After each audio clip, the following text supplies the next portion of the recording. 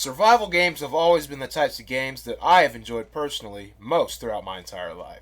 One of the first survival slash crafting games I ever played, well, was Minecraft. I started playing it when it first came out and it had such an amazing concept. Build whatever you want, go wherever you want. It gave everyone a chance to be the masters of their very own world, alone or with friends. My friends and I would literally start playing the game at nighttime all the way until the sun came up. We did this quite often, actually. As years went on, we played less and less. Minecraft, over the years, has changed drastically and just doesn't have that same feel as it used to back in the beginning. I always wanted a more survival aspect to the game. Something deeper than what Minecraft actually had itself. And that's when I discovered Vintage Story.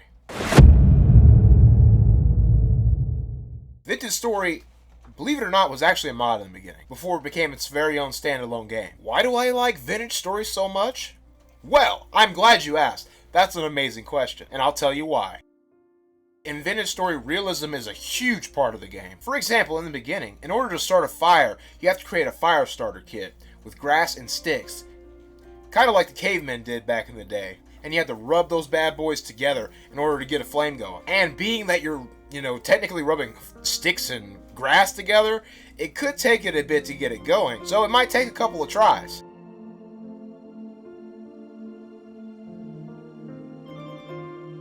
Another example in this game, in order to make any tools or weapons or anything like that, you actually have to nap.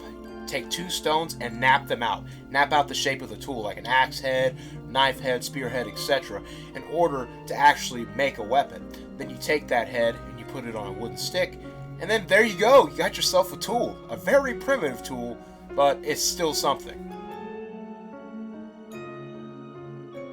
This game just goes into so much more detail than Minecraft ever did, in my opinion. The game really gives you this sense that you're starting as a Neanderthal or a caveman.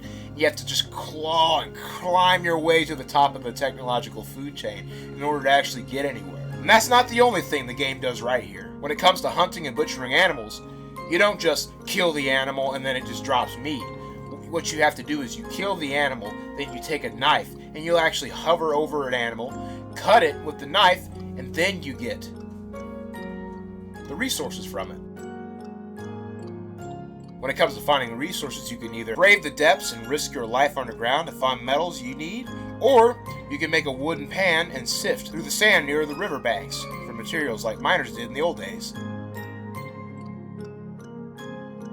There are different seasons of weather in the game as well, so be prepared to stack up on food throughout the summer months, or you might not make it through winter.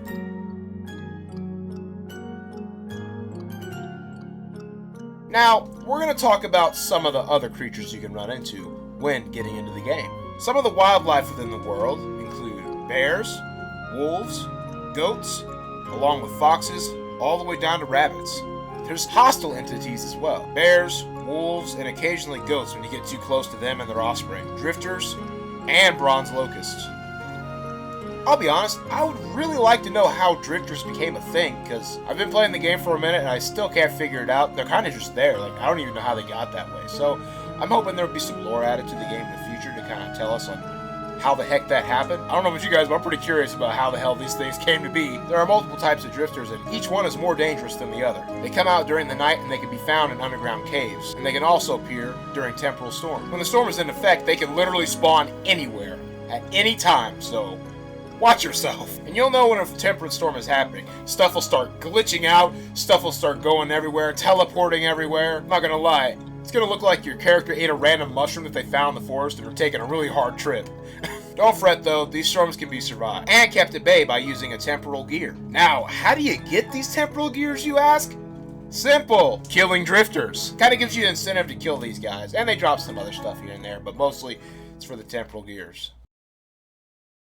The world of Vintage Story is beautiful. I mean, it's just amazing, some of the environments you'll actually come across. Every time I boot up a new save, it feels like a whole new adventure to me. Every single time. The amount of variety is truly insane. The thick woodlands, open plains, the beautiful mountains, all the way down to random ruins you might come across along the way. The world of Vintage Story really is great and leaves you with the feeling of discovery every single time you jump in. When you go to make a new world, you can actually customize many aspects of the world that you want.